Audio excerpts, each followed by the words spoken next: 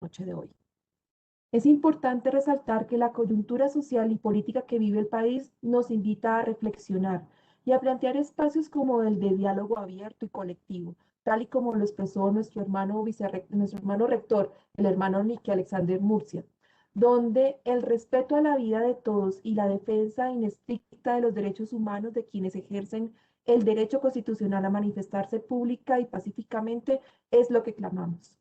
Hoy nos volvemos a reencontrar para continuar con la estrategia de formación y construcción conjunta del conocimiento que hemos venido trabajando en las últimas semanas, teniendo presente la premisa propuesta por nuestro conferencista.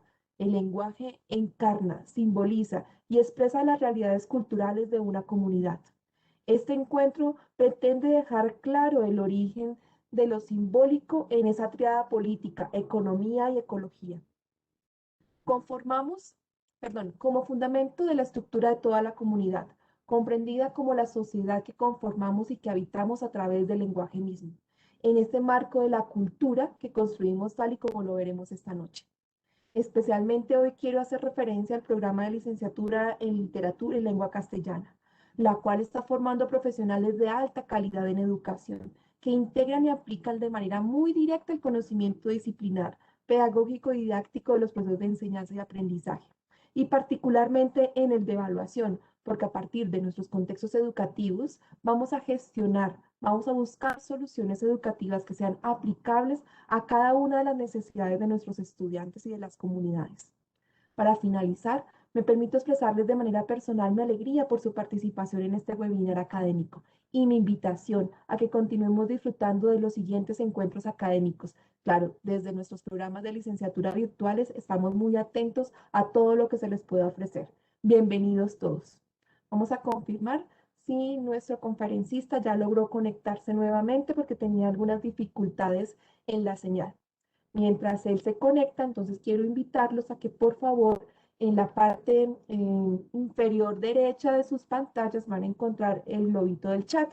Por favor, vamos a buscar allí que la información esté para todos los panelistas, de tal forma que todas sus preguntas nos lleguen o inquietudes nos lleguen a través de ese medio y podamos darles respuesta a medida que vamos pasando la conferencia.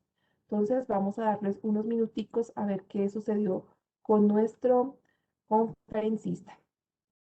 Mientras él se conecta, si quieren, voy a aprovechar la oportunidad para que, por favor, a través del chat me coloquen la información de qué lugar se están conectando o de qué institución se están conectando. Estoy viendo aquí algunos profesores de la Secretaría de Educación, estoy viendo aquí ya algunos reportes. Vamos a darle que ya llegó nuestro conferencista. Hola Jorge, muy buenas noches, ¿cómo estás? Profesor Marta, muy buenas noches. Muchas gracias por la paciencia. Justo se cae la conexión. Tranquilo. Si quieres, ya creo que tienes los permisos para que nos puedas compartir tu pantalla. Entonces, Muy mientras bien. tanto, yo voy a seguir leyendo aquí los mensajes que nos están colocando del chat. Hay personas que nos están saludando desde Medellín, están conectados desde Santuario, Antioquia, por allá muy cerquita.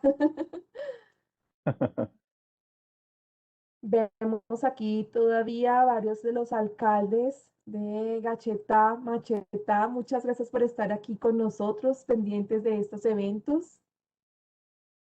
Bueno, Jorgito, entonces el auditorio es todo tuyo, por favor. Bienvenido, muchas gracias.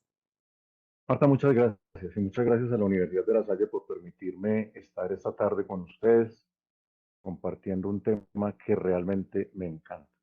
Tengo muchas cosas que quiero hacer, que quiero compartir y quiero hacerlo teniéndolos a ustedes allá como protagonistas. Bueno, estoy transmitiendo desde el Santuario Antioquia, en la zona rural, para que se hagan una idea de alguna dificultad que podamos tener con la conectividad. Entonces, si en algún momento de necesidad, estaré apagando la cámara para que por lo menos podamos tener la certeza de que nos escuchamos y podemos seguir las instrucciones y la presentación. Bueno, hablar de lengua y hablar de cultura es hablar de dos elementos que son muy cercanos. Yo quisiera que empezáramos por tener claras unas apreciaciones, de tal manera que en la medida en que vayamos avanzando con la presentación, ustedes vayan siendo partícipes activos. Y para eso les pido el favor que se provean de una hoja de papel, por lo menos una, de pronto necesitan más de una, y lápices, ojalá lápices de colores. Lo menos a mí me encanta mucho rayar, me encanta ir aclarando las ideas con matachos, con mamarrachos.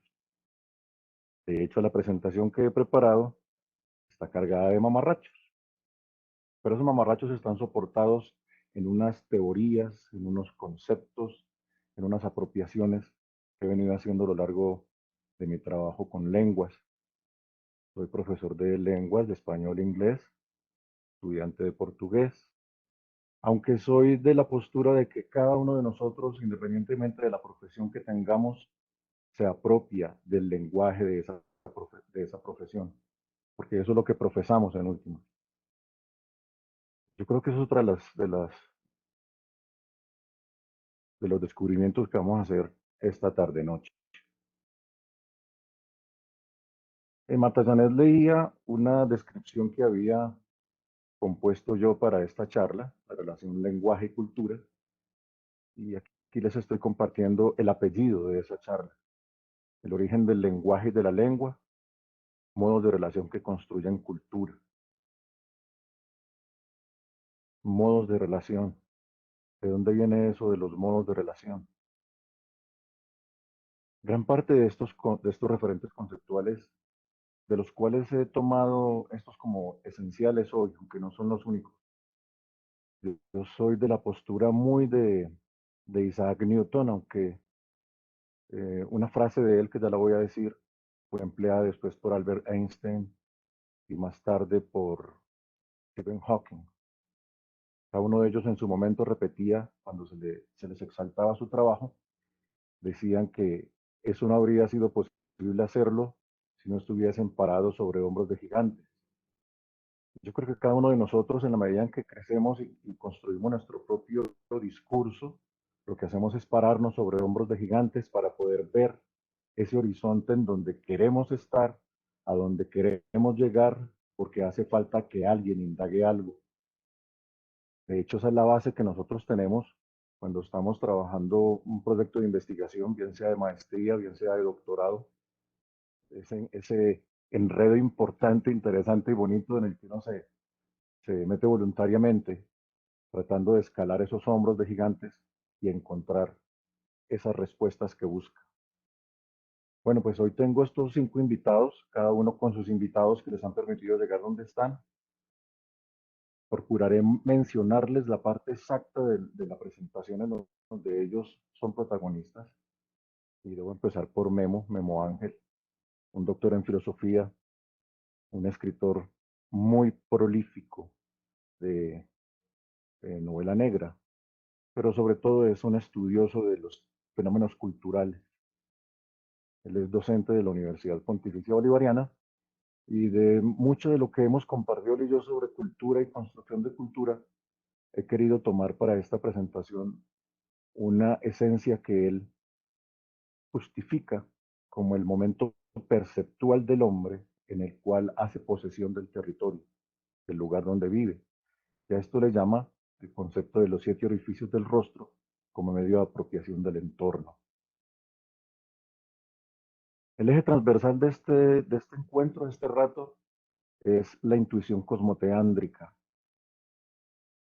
Enseguida se van a dar cuenta que, aunque suena como un concepto extraño, alto, elevado, no es más que una mirada detenida con algún detalle de la forma en la que nosotros establecemos nuestros modos de relación con nosotros mismos, con los demás, con el cosmos y con un creador, con un Dios, con una deidad.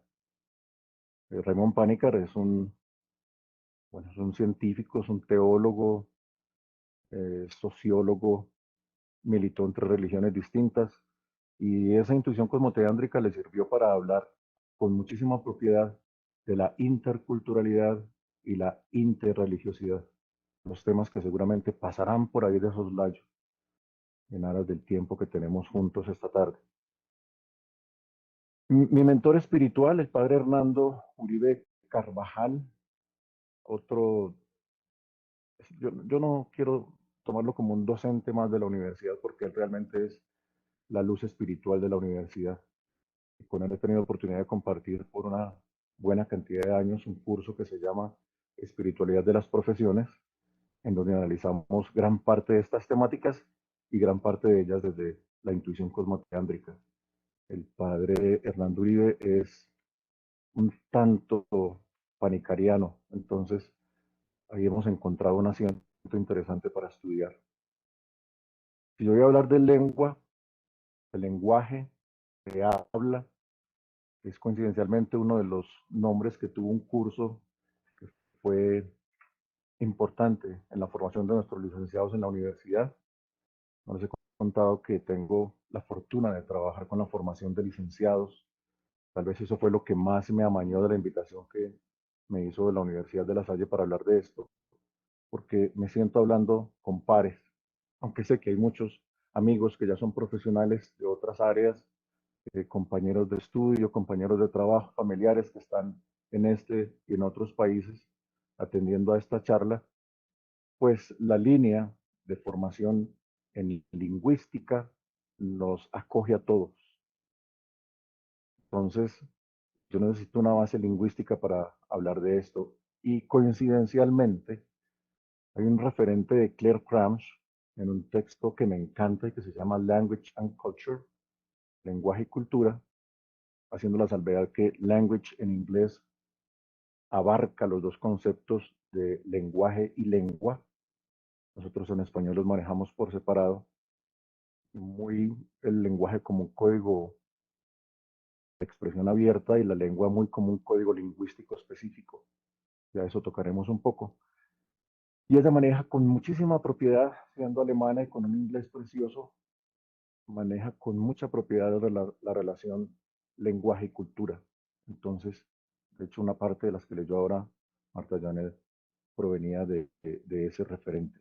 Y por último, un hombre que nos dejó un legado impresionante en la mirada sobre la modernidad, sobre la posmodernidad, esta época que nosotros estamos compartiendo en todos los contextos, y fue Sigmund Bauman, su mirada sobre el mundo líquido. Yo he tomado unos apartes de dos de sus obras, para mí de las más importantes, de las más relevantes, Comunidad en busca de seguridad en un mundo hostil, de donde les contaré algunos elementos que él toma como identitarios de una comunidad, y a su vez en otro libro, uno de sus últimos, que se llama Extraños llamando a la puerta, pues algunos elementos que nos van a permitir contextualizar eso de la interculturalidad, de la transculturalidad y de la multiculturalidad. Tres elementos muy esenciales, tratando siempre de que si hay algo que quisiera yo que quedase al final de este encuentro, es que hayan claridades, pero claridades respecto de la forma en la que nosotros estamos viendo nuestros modos de relación. Al fin y al cabo, eso es lo que marca la diferencia entre nosotros como humanos y el resto de los animales no pensantes. Para que no perdamos nunca de vista que nosotros tenemos unas muy pocas diferencias con el resto de los seres vivos. Sin embargo, esas pocas diferencias las hemos apropiado para marcar unos contextos y unos límites de relacionamiento que tienden a distanciarnos. Y ahí me voy, se me va saliendo, me va fluyendo el ambientalista que llevo por dentro, que encarno y que pues atraviesa todo esto que estamos conversando hoy. Entonces vamos a arrancar, vamos a tratar de desentrañar esta primera parte, el origen del lenguaje y de la lengua como base de la cultura y razón de ser de la educación. Y para esto voy a invitarlos a hacer un ejercicio que espero me acompañen a lo largo de todo este recorrido. Este esquema, que es un esquema cosmoteándrico, aquí tengo ilustrados en los mamarrachos que les decía que me gusta hacer, una selfie mía, espero que sea la selfie de cada uno de ustedes a lo largo del ejercicio, y los tres polos cosmoteándricos, el cosmos, el teos y el antropo. Es decir, yo como individuo, yo como colectivo, yo en relación o modo de relación con todo lo que me rodea y yo en modo de relación con una expectativa de creador o de Dios o de divinidad o de fuerza sobrenatural. Cada uno tendrá su forma de atisbar esa relación. Entonces, el primer paso que vamos a dar en esa hoja de papel que les he pedido el favor que tengan allá a la mano es que dibujen un cuadrito, así, vacío. Y en ese cuadrito vamos a empezar un recorrido tratando de desentrañar la raíz de nuestro propio lenguaje. ¿Cómo ha sido ese proceso nuestro desde que tengamos memoria? Algunos son muy afortunados y tienen memoria desde que estaban muy pequeños. En el caso mío, la memoria mía es más bien tardía, unos flashes por allá de cuando estaba en la escuela, al modo que no me acuerdo de muchas de las pilatunas que en la casa dicen que yo hacía. Tengo unos cuantos recuerdos de la escuela y luego arranco con unos recuerdos fuertes del bachillerato, en Manizales, yo soy manizaleño. Entonces en ese cuadrito lo vamos a utilizar como el primer valor simbólico que vamos a recoger hoy.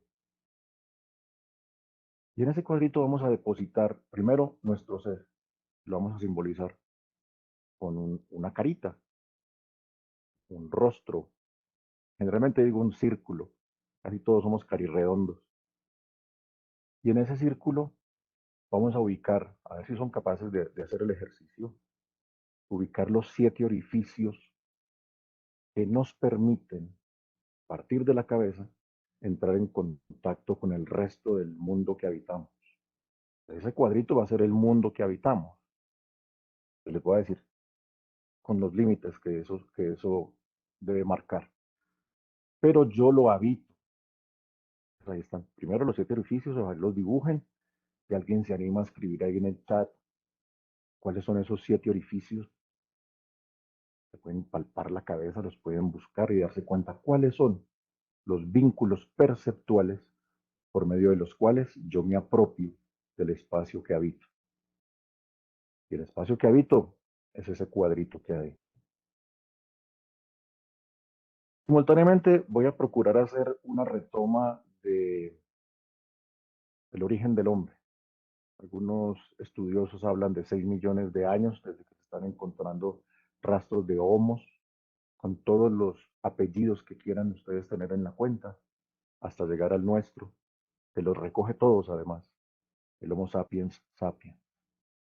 6 millones de años que nosotros encarnamos el día de hoy, a esta hora y en el lugar donde nos encontramos. Con eso quiero que tengan en la cuenta, para que enseguida hagamos una comparación, cómo desde el origen del hombre hasta nuestros días seguimos teniendo un asunto en común, uno solo, y es la búsqueda de la supervivencia. Por eso he puesto aquí de subtítulo en este pantallazo, en esta diapositiva, la otra supervivencia.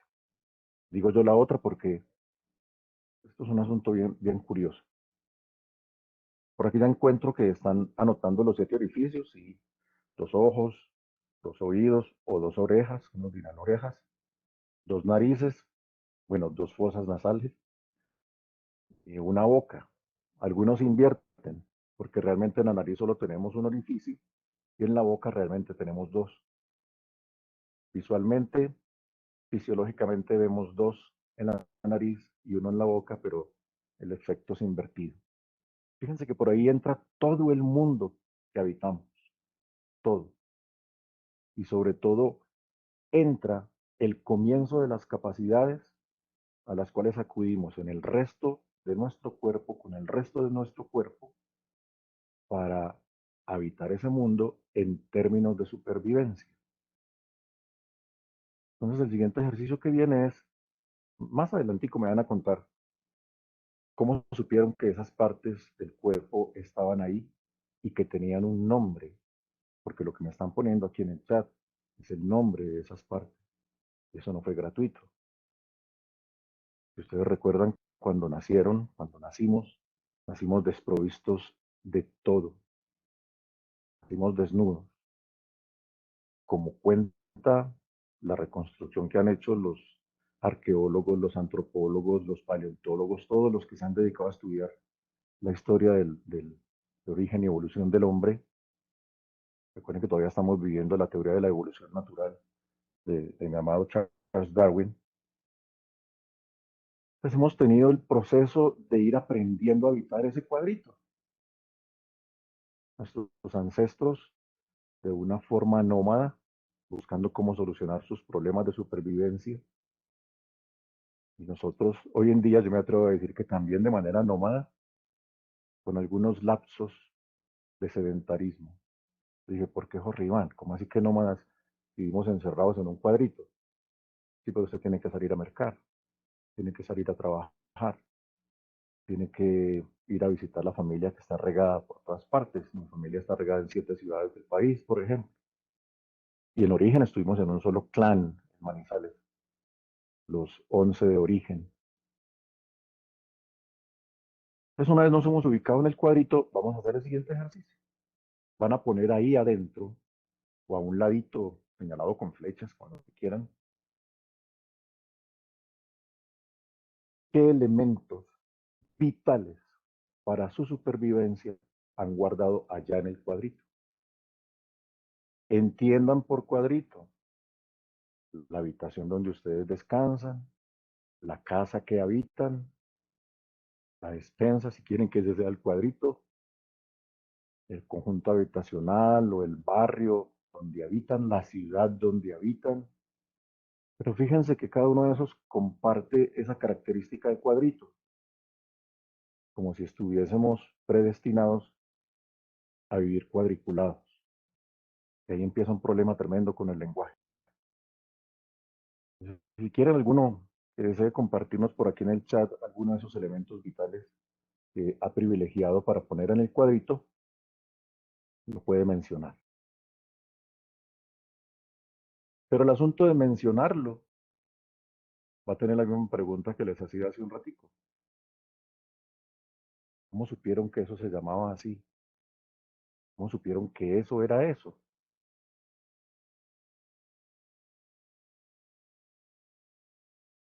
Si alguno me va a decir, no, es que mi mamá o mi papá o quien me crió, no siempre los criadores son los de la familia directa,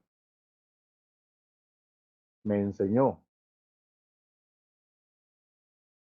Nosotros llegamos desprovistos de todo, repito, tal cual se reconstruye la historia del origen de la humanidad.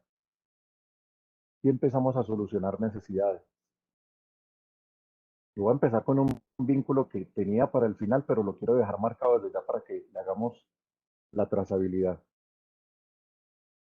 Si nosotros los humanos, con todo lo inteligentes que somos, no somos incorporados en unos hábitos, en unas rutinas, en unas costumbres, en unas tradiciones, estamos condenados a morir. Bueno, con algunas excepciones que cuentan la historia, que terminan siendo más como fábulas o mitos o simplemente historias creadas de algunos animales que han ayudado a criar humanos. Es un asunto bien complejo, bien complejo, que nosotros también estamos como predestinados a la domesticación, a apropiarnos de ese cuadrito, de ese territorio. Podría preguntarles si ustedes podrían responder con toda tranquilidad que han escogido ese lugar como cuadrito porque lo fortifican, convierten en un búnker, en su máximo tesoro, porque ahí albergan lo que les permite mantenerse vivos. Lo defienden a capa y espada. Nuestros ancestros lo defendían con lanzas, con piedras, con palos, pero lo defendían porque ahí estaba la razón de ser de su supervivencia. Entonces vamos al siguiente punto.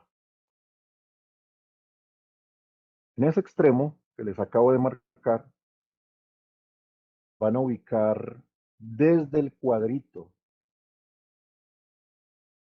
ustedes qué es lo que se atreven a compartir con los demás. Pero es más,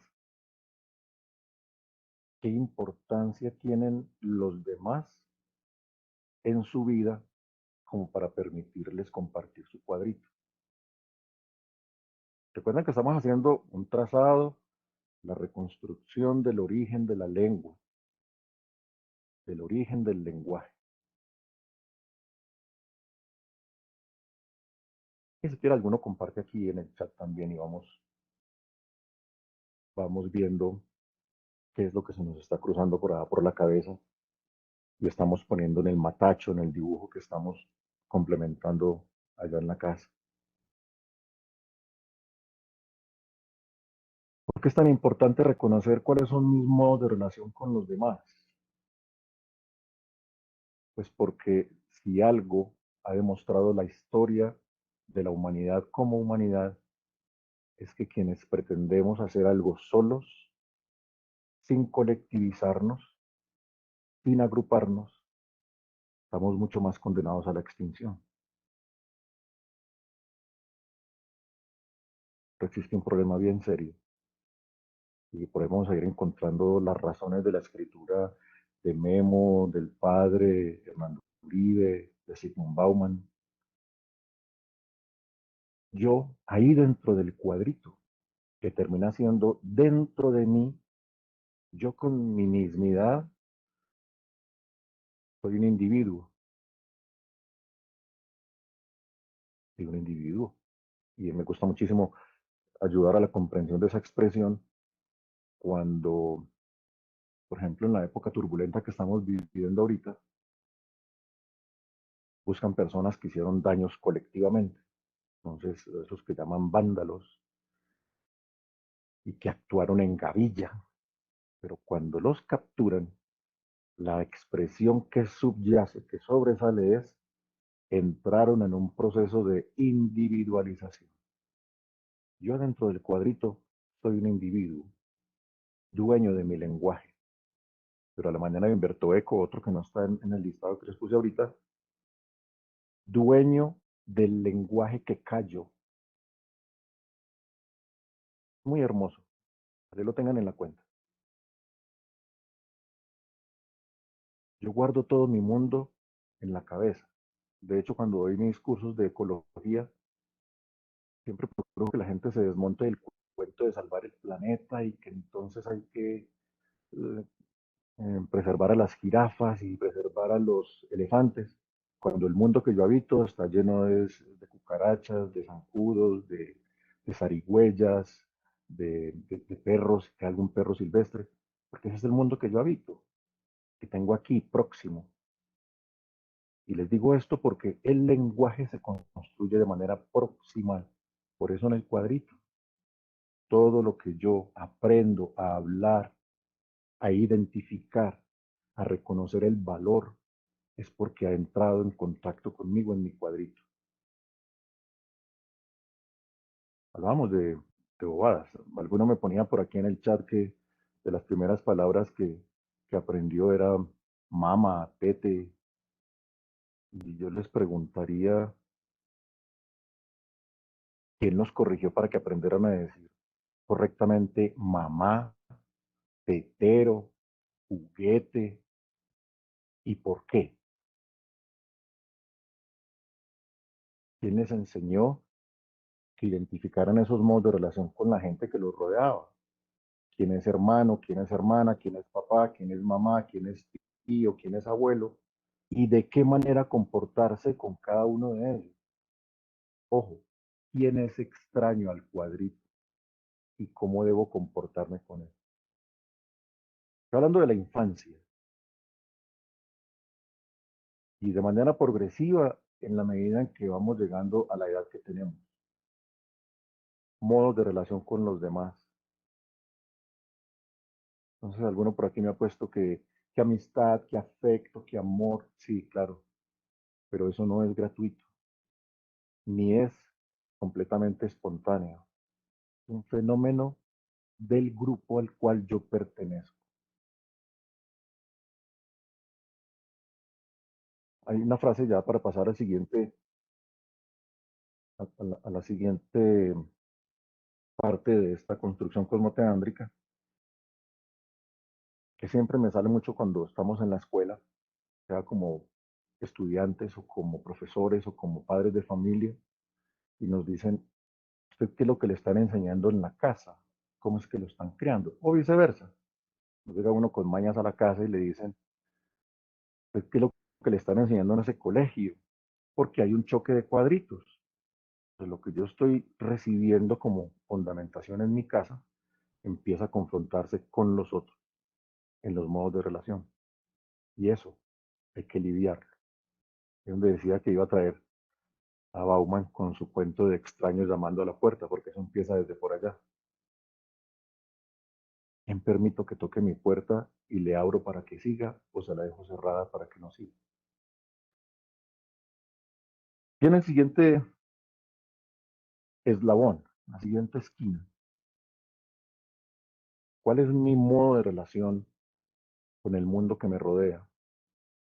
¿Qué parte de ese mundo que me rodea, de ese cosmos, o de esa naturaleza, o de ese entorno, como lo quieran llamar, yo permito que entre en contacto con mi cuadrito? Ojo, entre en contacto con mi cuadrito, todavía no ha salido. Yo que agarro de afuera y pongo dentro de mi cuadrito. Escriban, rayan, hagan el dibujito. Y enseguida nos cuentan ahí en el chat.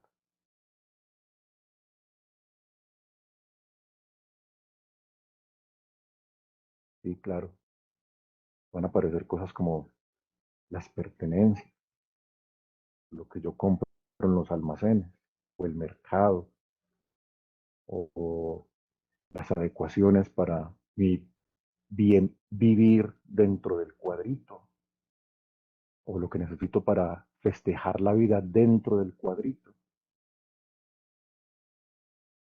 Y se van a dar cuenta que lo que yo hago es una apropiación del mundo externo para hacerlo pequeño allá dentro del cuadrito.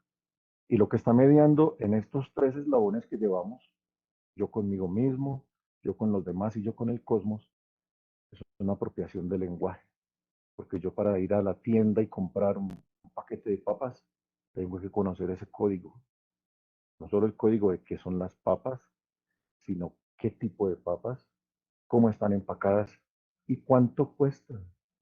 Las compro y me las traigo para el cuadrito. Las papitas serán importantes para mi supervivencia. Es una maravilla, porque el concepto de supervivencia va a estar amarrado a la capacidad que tenga yo para apropiarme de ese cosmos. Cosa tan hermosa. Algunos tenemos muchas cosas, muchas posibilidades de llenar el cuadrito con muchas cosas. Y a cada cosita le conocemos el nombre, pero sobre todo, atentos con este dato que es supremamente claro. Conocemos el valor que representa para nosotros, es decir, el significado que tiene. Empezamos con mama, tete, y empezamos a adquirir el sentido de esas palabras. Cuando nos las corrigieron y nos enseñaron a decir tetero, mamá, y empezamos a desarrollar el afecto sobre esas palabras, empezamos a comprender el significado de ellas, pero el significado en el cuadrito. Mi mamá es la única. Acuérdense de esas expresiones tan bellas. Tú eres el mejor papá del mundo. Y lo compramos impreso en una tarjeta. Las tarjetas que se imprimen como no sé cuántas veces.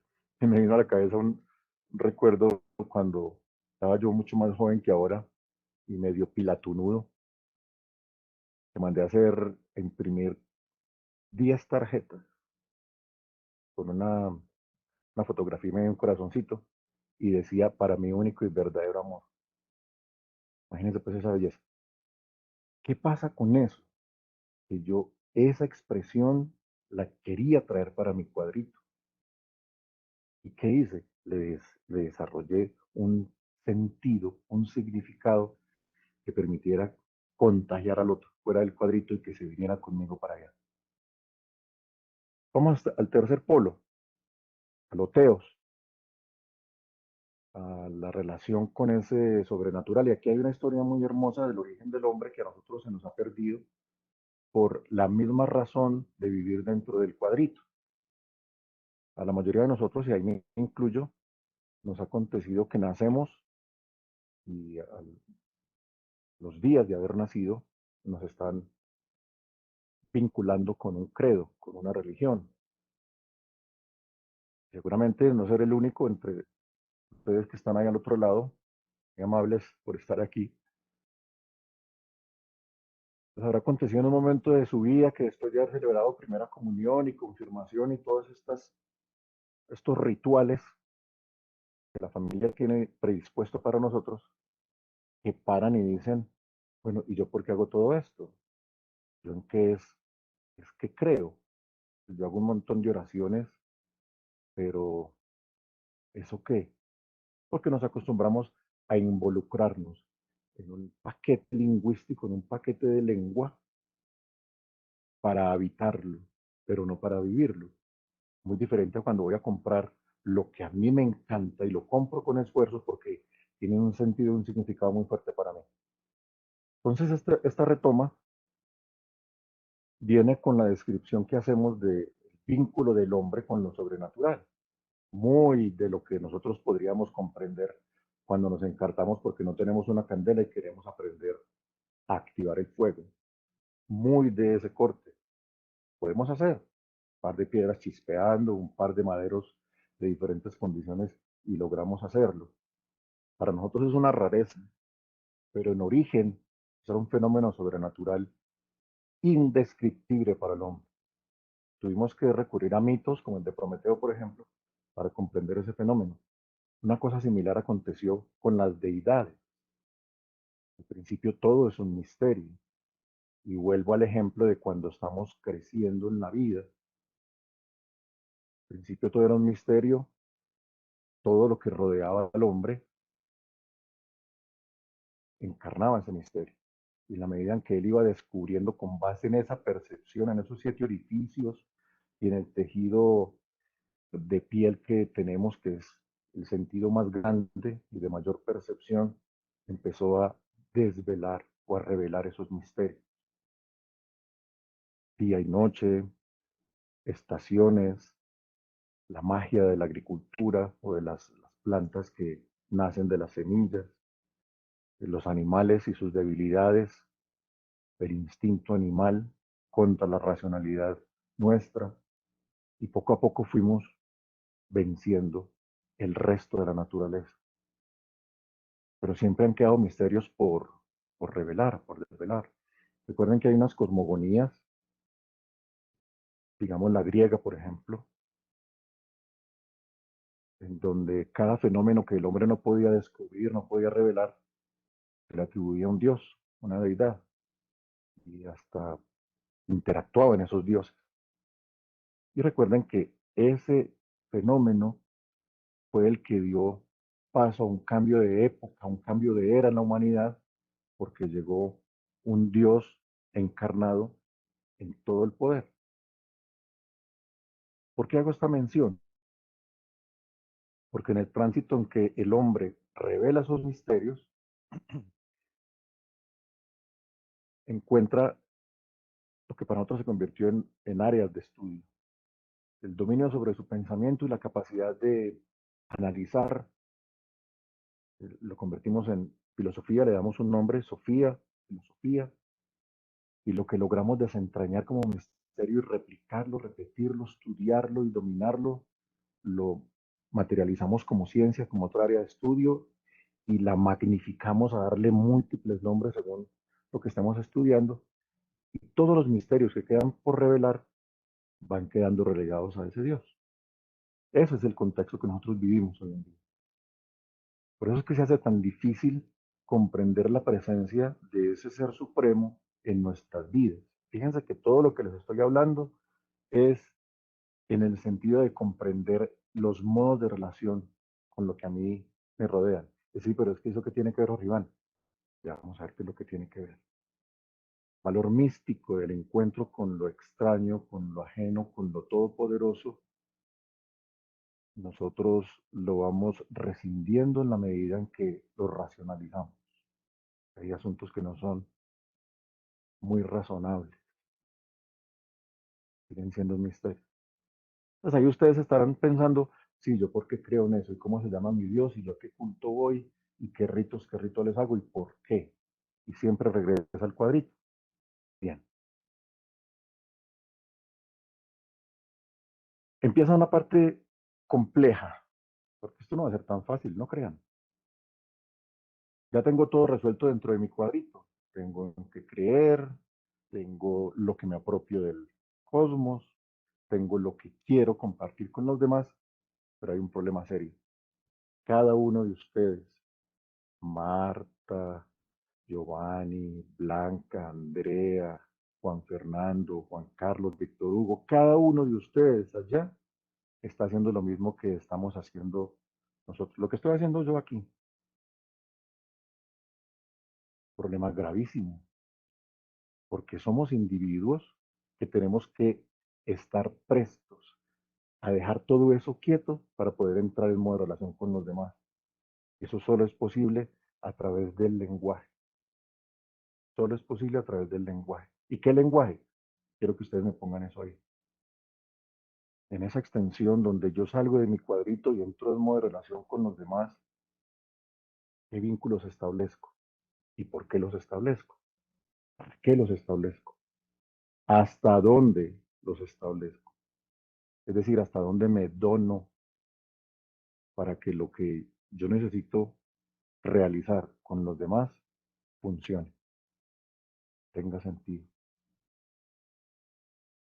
Póngalo en el chat, póngalo en su cuadro, en su dibujo. Recuerden que estamos haciendo como una cuasi radiografía, como es una cosa muy bella sobre el lenguaje, porque a nosotros nos va casi todo el tiempo el lenguaje en palabras, pero sin un significado realmente claro.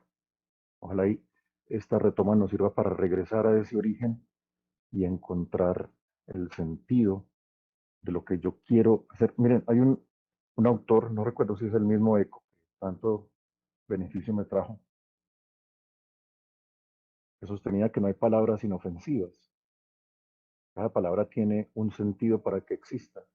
De hecho, yo tengo una existencia gracias a que puedo nombrar lo que me rodea. Alguien me puso un nombre y ese nombre me permite identificarme a donde quiera que vaya. Cuando alguien no tiene nombre es un problema. Los NN que suelen ser mencionados por ahí son un problema porque no tienen a dónde vamos a llegar hoy, a la identidad.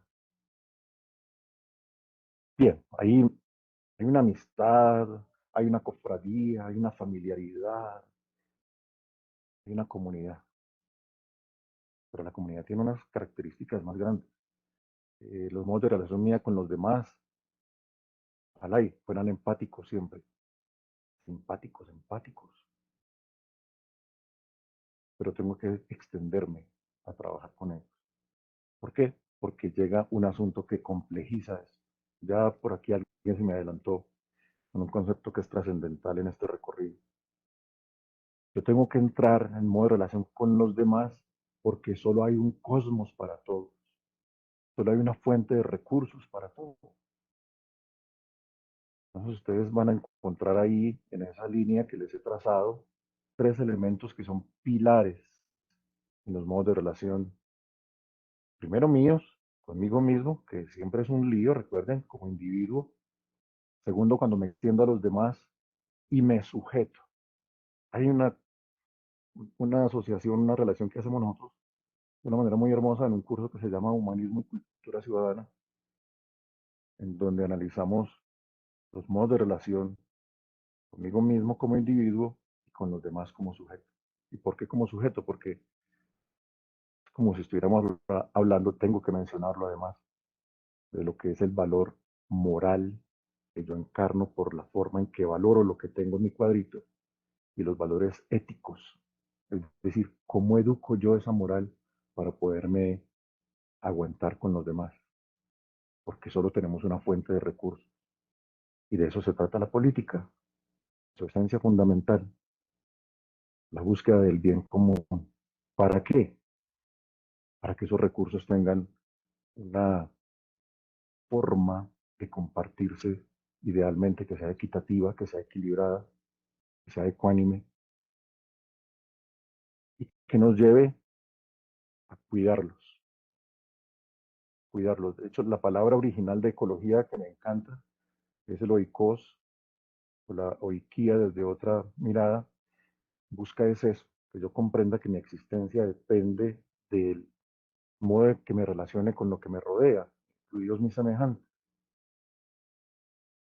Y seguimos incorporando nuevas palabras con nuevos significados que permiten mejorar esos modos de relación con el mundo que habito.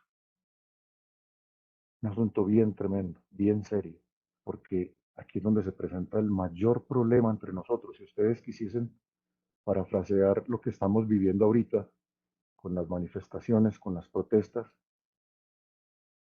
se darían cuenta que lo que hay aquí es un cimiento de eso, una ruptura entre ese equilibrio original, triádico o tricotómico de política, economía y ecología, que históricamente a nivel global, en las organizaciones que nosotros como humanos establecemos, a través del lenguaje, ha ido perdiendo el balance.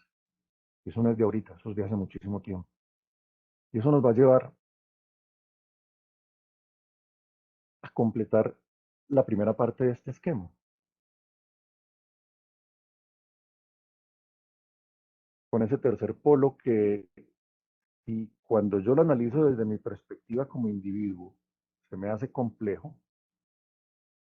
Cuando lo analizo desde la perspectiva colectiva, se hace muchísimo más complejo.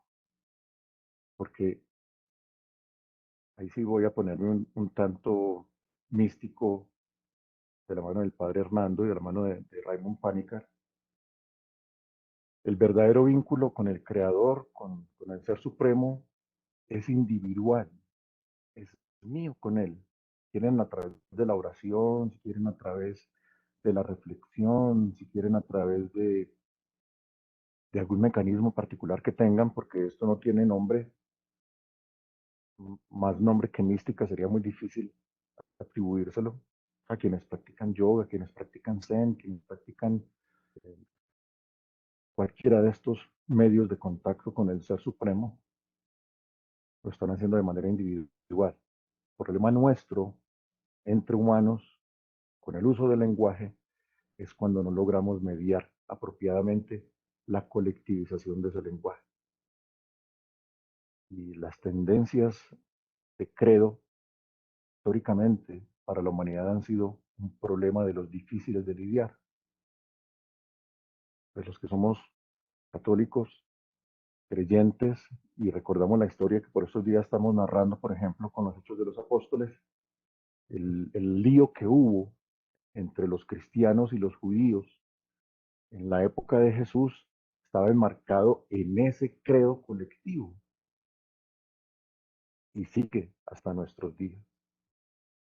Fíjense los líos tan grandes que hay de cuadritos territoriales que se colectivizan cuando la esencia es individual. Y el reclamo siempre es individual, pero tendemos a colectivizar a través del lenguaje. Entonces, da una oportunidad para que miremos eso. ¿Cómo manejo yo lo colectivo de mi credo y mi vínculo con el creador? ¿Saben por qué? Porque eso va a ser fundamental en el eslabón que viene. ¿Y cuál es el eslabón que viene? Una cosa muy seria. Todo eso que hemos visto aquí, esos modos de relación, la forma en que privilegio mi supervivencia, la forma en que me apropio de la relación con los demás, la forma en que lidio con el cosmos, lo que creo, que defiendo como creo, parte del cuadrito donde estoy yo solo. Si yo tuviese la suficiente fuerza para determinar qué tanto me extiendo para entregarme, tendría un control mucho más asertivo sobre el lenguaje, porque eso que yo comparto con los demás se convierte en una cosa, en una unidad. Y esa unidad, fundamentado en estos tres grandes elementos, no es otra cosa que la cultura. Forma de vivir, la forma de interactuar, la forma de compartir territorio y todo lo que permite que yo, apropiándomelo a través del lenguaje, lo haga vida, lo haga mi posibilidad de sobrevivir.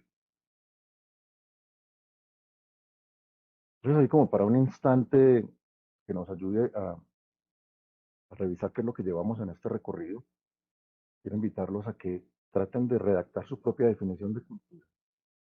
Cuando nosotros nos hemos puesto de juiciosos, de estudiosos, a revisar las diferentes bibliografías que hay que hablan de cultura, encontrado con sorpresas, pasan los 40, 50 definiciones, sobre todo porque como humanos tenemos la tendencia a apropiarnos de las cosas y eso lo hacemos a través del lenguaje y lo hacemos a través de nombrarlo a nuestro amaño.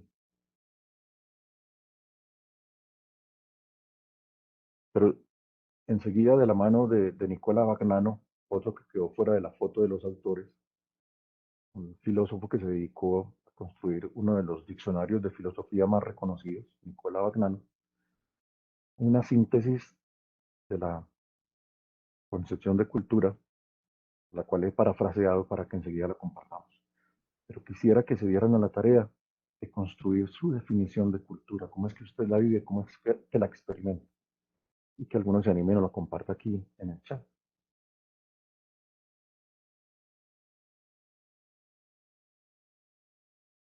Porque viene una parte con la que ya desenlazamos esto, encuentro nuestro hoy, y que yo de aprovechado quise extenderlo cuando tengo la certeza de que tengo muchos colegas allá detrás, muchos estudiantes de licenciatura, muchos docentes en ejercicio. Por fortuna mía, sé que tengo algunos estudiantes que han pasado por mis aulas, hoy en día son docentes en ejercicio, que han querido acompañarme hoy, con una cantidad de colegas. Y entonces quise extender este fenómeno de cultura y este fenómeno de comunidad a lo educativo.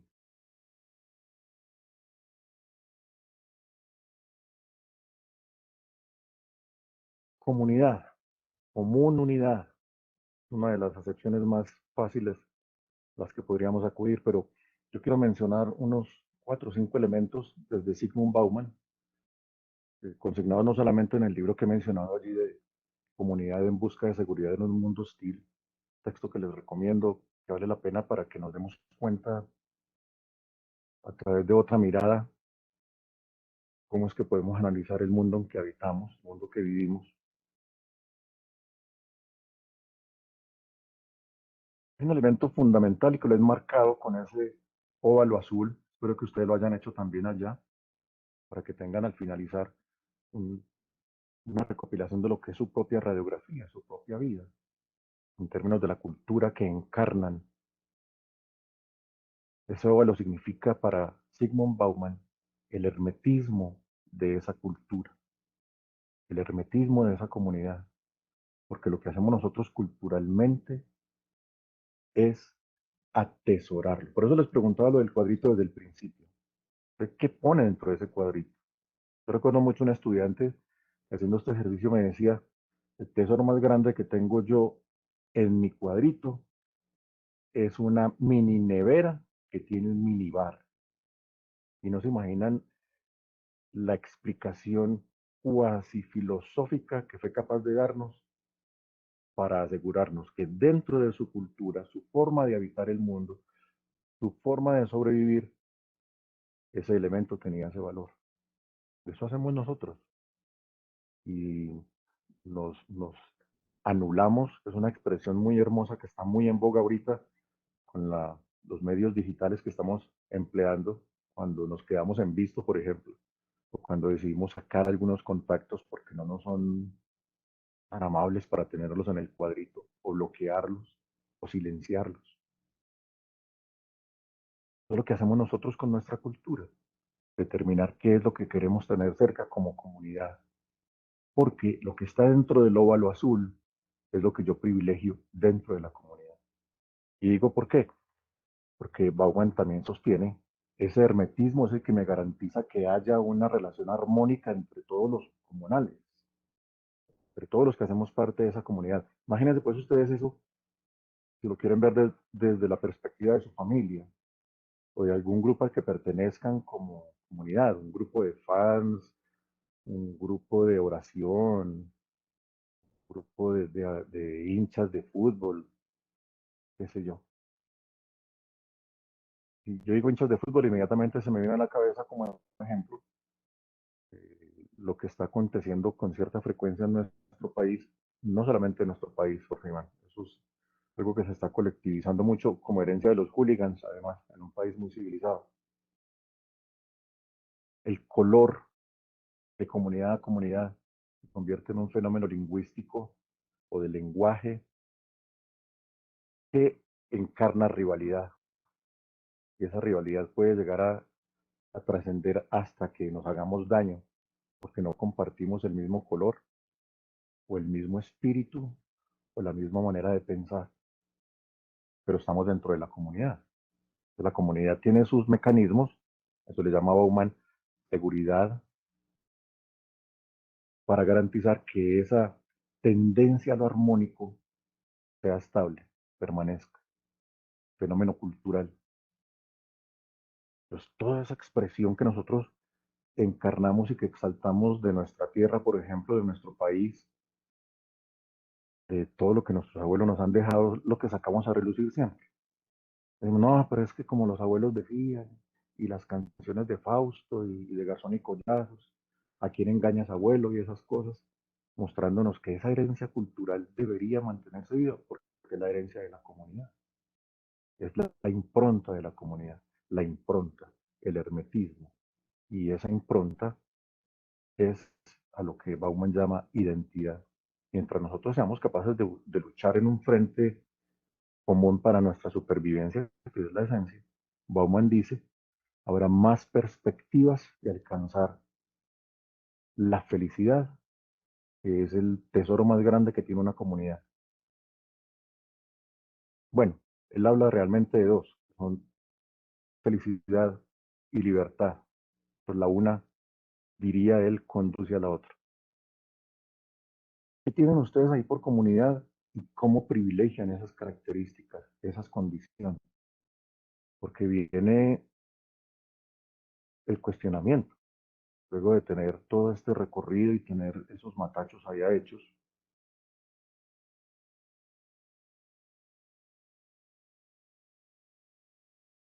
nos quedan claridades que desde el punto de vista de individuos, todos somos diferentes.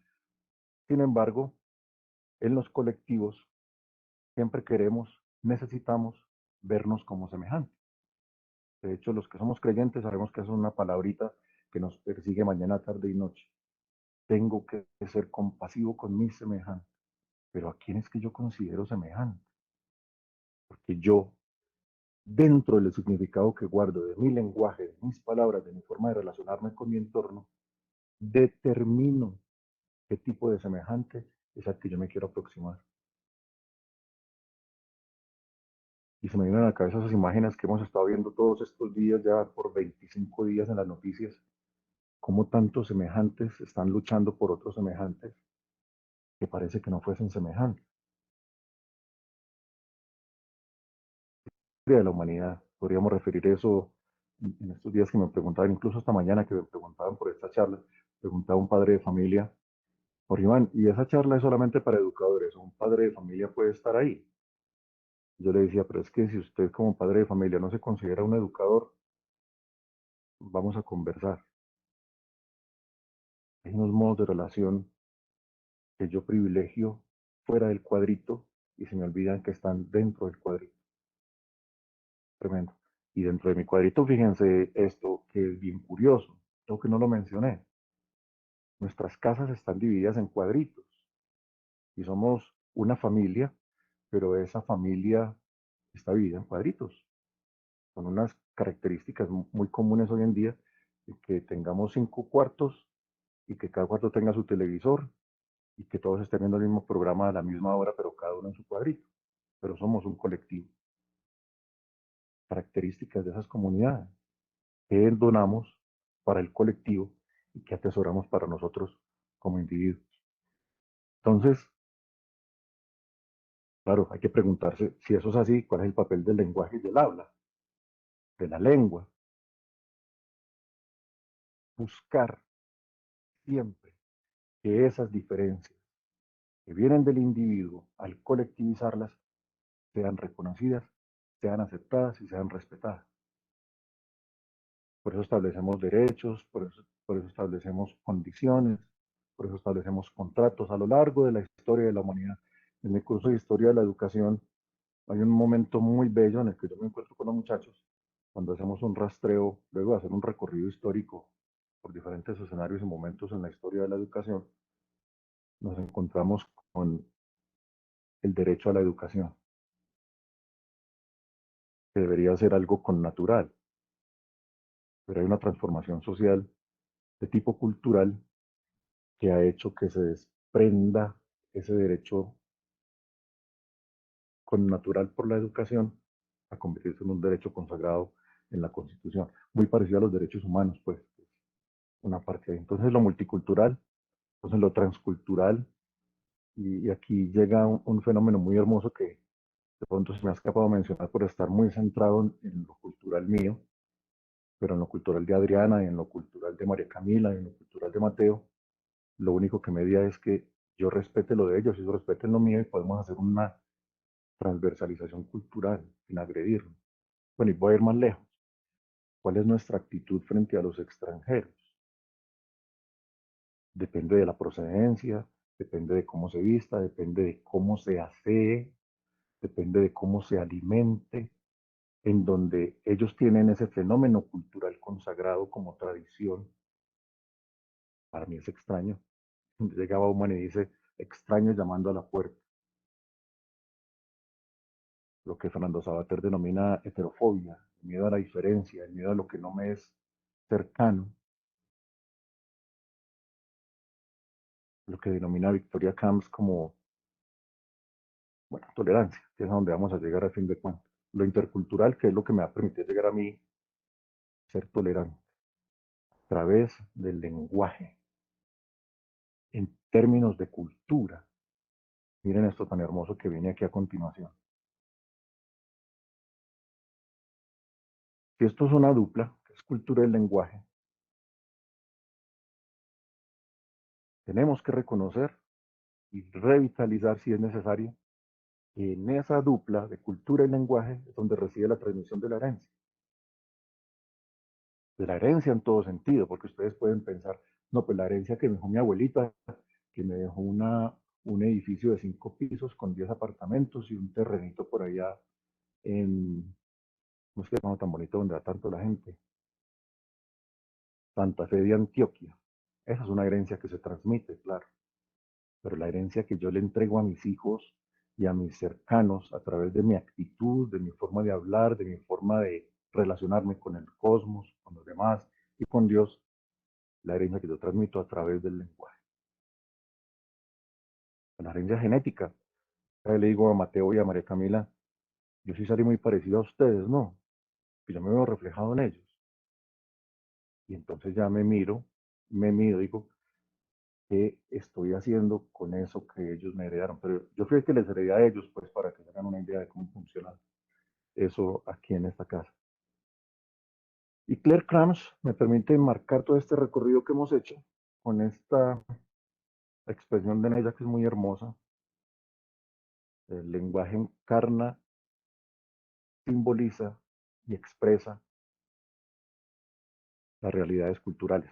Yo la he parafraseado aquí como que el lenguaje transmite lo que encarna, lo que simboliza, lo que expresa como legado cultural. Entonces, se me ocurría ahora un ejemplo de lo que significa para mí, por ejemplo, ir al pueblo y evocando esos tiempos míos en Manizales,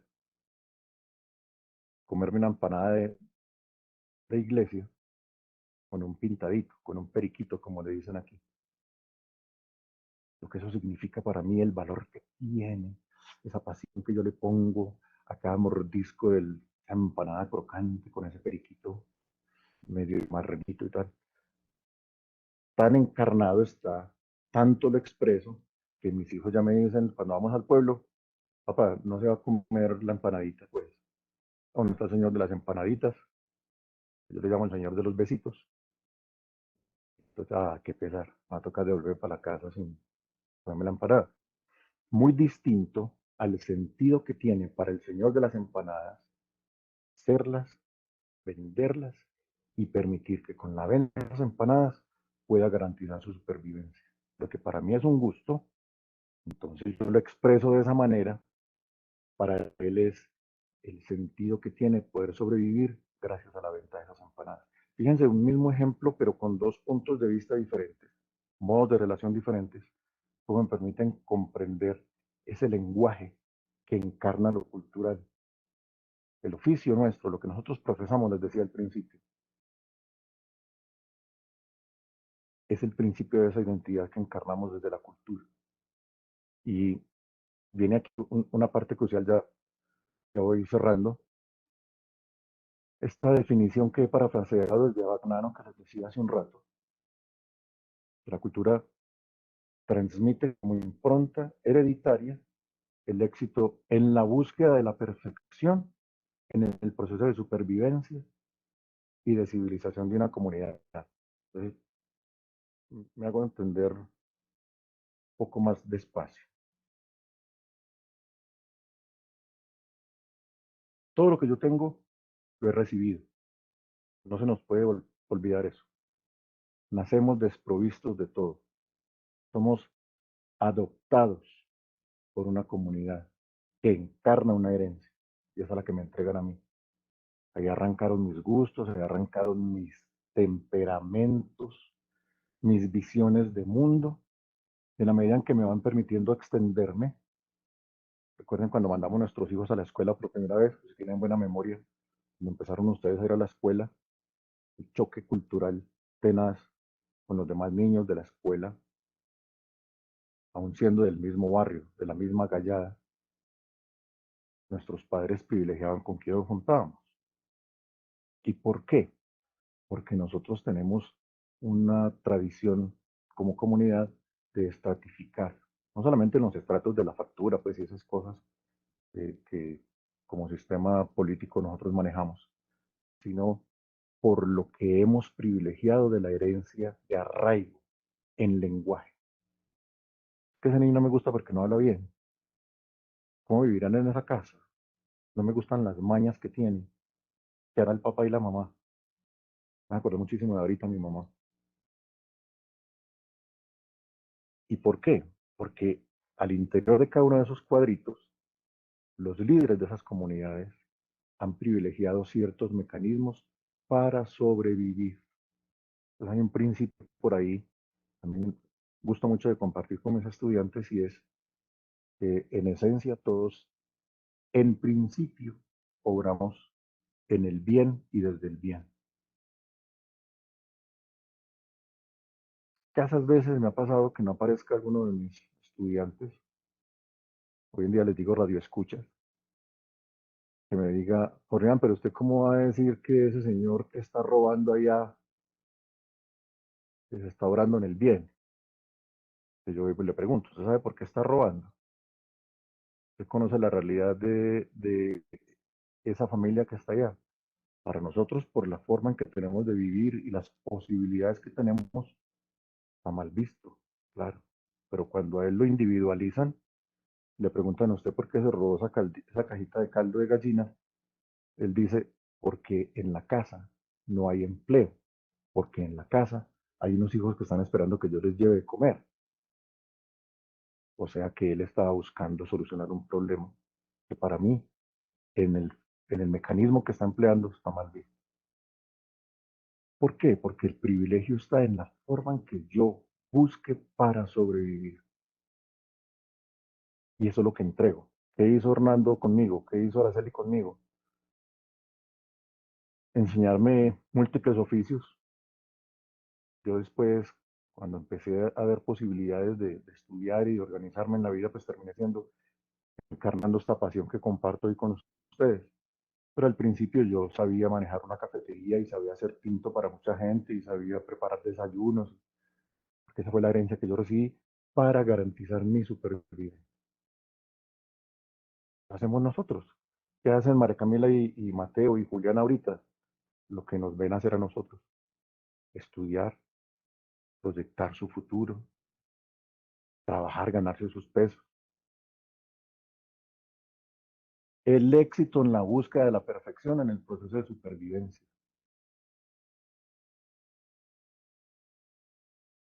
¿Cómo así que la perfección? Sí, mientras más ricas queden las empanadas, más fácil las voy a vender.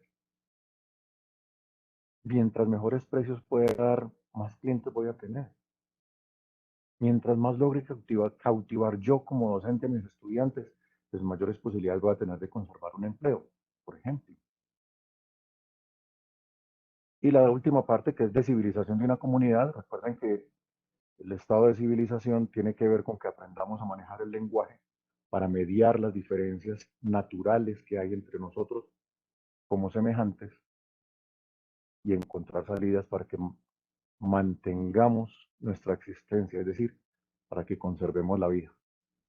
En eso están marcados el principio de supervivencia, de civilización en una comunidad. Bueno, y cultura del lenguaje, listo. Transmisión de la herencia, listo. Entonces, digamos, sumando ambas partes de este recorrido, que la herencia corresponde al proceso de supervivencia y de civilización de una comunidad. Y por eso es que cuando nuestros cercanos se están yendo por otro lado, les empezamos a poner denominativos. Ay, se volvió la oveja negra. Ay, traicionó los principios de la familia. Ay, no, ¿qué es esto? Sí, algo pasa con la herencia. ¿Por qué? Pues porque somos individuos, nos autodeterminamos, dominamos nuestro propio lenguaje y ese lenguaje es el que nos lleva a habitar ese mundo que compartimos. Eso no se nos puede olvidar. Y viene pues ya, ahora sí para cerrar, que estoy amenazando mucho con cerrar. Yo no puedo hablar de transmisión de la herencia sin hablar del fenómeno educativo. Bueno, llámenlo pues educativo, llámenlo formativo, llámenlo pedagógico, porque a nosotros nos han puesto muchos alias. A mí me gusta y creo que eso lo revitalizo cada vez más mientras más estudio historia de la educación, el camino que ha seguido a lo largo de la historia de la humanidad, el fenómeno formativo. El fenómeno formativo es el que, en la concepción original, moldea al futuro ciudadano. Todas las comunidades a lo largo de la historia, todas, han tenido un fenómeno formativo para moldear al ciudadano del futuro. Lo educativo y los caminos que nosotros recorremos para garantizar esa formación dentro de lo educativo son las pedagogías a las que recurrimos, a las que acudimos. Entonces, la educación es el mecanismo de transmisión de la herencia cultural de una comunidad. Eso es espontáneo. ¿Por qué? Porque Bauman lo sostiene de una manera, bueno, muy hermosa, pues. Yo tengo que garantizar la identidad de la comunidad entregándosela a todas las generaciones que la van a servir. Y eso es lo que hacemos nosotros en la escuela. Lo que hacemos es siempre privilegiar, conducir, inducir, tratando de perpetuar el sistema de vida que tenemos que nos ha permitido llegar hasta aquí. Es distinto al sistema de gobierno, al sistema político, al sistema de vida. ¿Y cuál es el sistema de vida? Pues que nosotros a los muchachos los metemos en un proceso formativo siempre con una expectativa futuro de que van a ser mejores personas, que van a ser ciudadanos de bien, que le van a aportar a una comunidad en cualquiera de las áreas que manejemos, eh, ciencias naturales y educación ambiental, eh, lenguas, filosofía, matemáticas, pedagogía, pero siempre es con la tendencia a aportarle a esa comunidad. Entonces aquí tenemos el esquema con el que comenzamos, enmarcando estos aspectos fundamentales. Todo eso que nosotros vivimos, que hace parte de nuestra existencia, de nuestra forma de vida, lo que conocemos, debemos concebir como cultura. Porque esa cultura es el lenguaje que entregamos. Lo entregamos a través de la educación en y para la comunidad, sea que vayamos a la escuela o no. Si vamos a la escuela, pues tenemos otras posibilidades, pero hay que reconocer que todavía hay un buen índice de población que no va a la escuela, que tiene que dedicarse a aportarle a la comunidad de manera temprana. ¿Por qué? Pues porque el principio nuestro de siempre, en la historia de la humanidad, a lo largo y a lo ancho, ser capaces de permanecer vivos, de garantizar nuestra existencia. Fíjense que empezamos por una retoma del origen de la humanidad, pero vista desde la perspectiva de humano de cada uno de nosotros, y de cómo nos apropiamos del lenguaje, el significado, el sentido que tiene ese lenguaje para habitar el mundo que habitamos y para provocar los efectos con afecto, como me gusta decirlo a mí, en esa comunidad que habitamos, que encarnamos,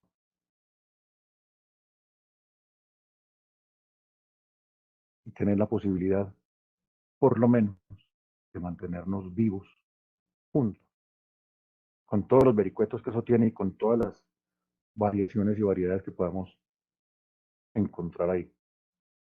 Pero la relación lenguaje y cultura esencialmente tiene ese propósito, mantenernos juntos, vivos, en una comunidad que nos sea habitable, nos sea habitable.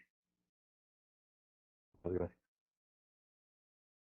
Profesora Marta Janet. Profesor Jorge, mil y mil gracias por todas esas bonitas reflexiones, por todos esos aprendizajes. Hoy yo creo que la mayoría de nuestros invitados tuvo que haber quedado allí muy tocado frente a todo lo que nos enseñaste. En serio que mil y mil bendiciones por todo ello. Por ahí yo vi un par de preguntas, no sé si sea posible que de pronto pudiéramos abordarlas en unos 2 o 3 minuticos antes de que demos cierre. Claro, Tengo un colega adelante. que dice... estimado doctor, la juventud es violenta por naturaleza. Ya uno no puede ni hablar sin oír respuestas destempladas. ¿Qué podemos hacer al respecto? ¿Cuál sería esa estrategia o ese consejo que nos podrías dar para poder llegar a nuestra juventud? Es una pregunta muy difícil porque de por sí encarna las dificultades históricas que estamos viviendo de transformación cultural.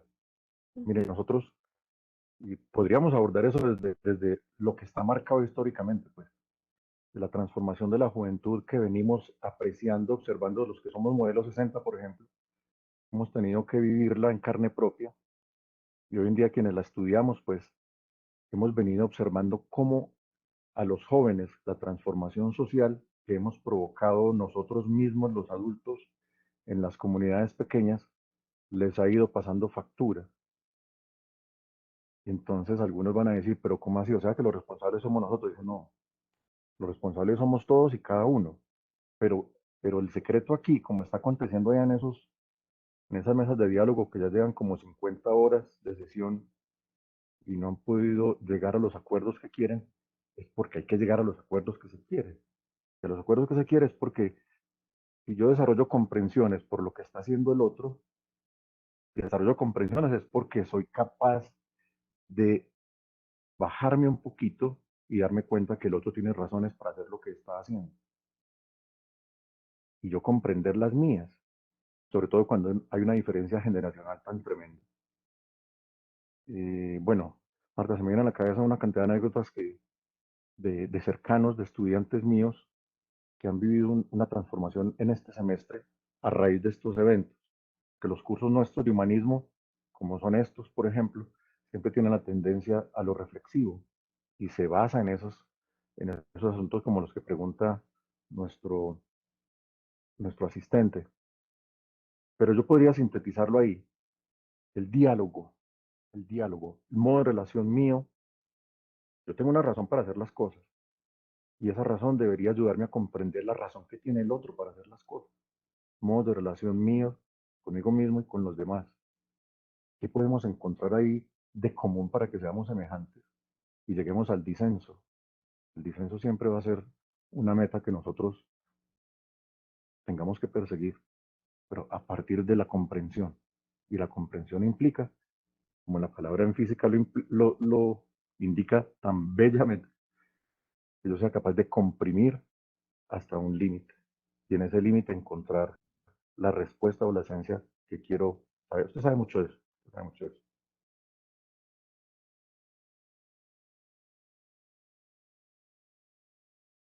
Marta, el micrófono. Mil y mil gracias, sí, gracias, se me olvida activarlo. Hay muchos mensajes en el chat de agradecimiento de todos los colegas que han dejado allí sus invitaciones y sus agradecimientos. Particularmente me voy a permitir leer el último. Dice, muchas gracias, maestro, muchas gracias por la invitación. Es una dicha seguir encontrándolo en espacios de formación. Hoy soy un maestro feliz enseñando la lengua, mostrando a mis estudiantes el valor de la sociolingüística y la semántica, en definitiva, la riqueza cultural de la lengua. Me parece Ah, que qué belleza. logró sintetizar muy bien el objetivo de nuestra charla del día de hoy. Muchísimas gracias a ese exalumno. Todos siguen siendo alumnos míos, ¿para qué? Así es. Mar- Quiero agradecerles a todos por la participación, por sus comentarios, por esos bellos mensajes que nos han dejado en el chat. No sin antes invitarlos a las siguientes charlas, no se las pierdan porque seguimos aquí invitándolos a este proceso y adicionalmente a que se cuiden, a que recordemos que todos hacemos parte de esta comunidad y desde nuestro cuidado impactamos el cuidado de otros. Así es que una feliz noche para todos. Mil y mil gracias. Doctor Jorge, mil y mil gracias. Un honor haberlo tenido por aquí.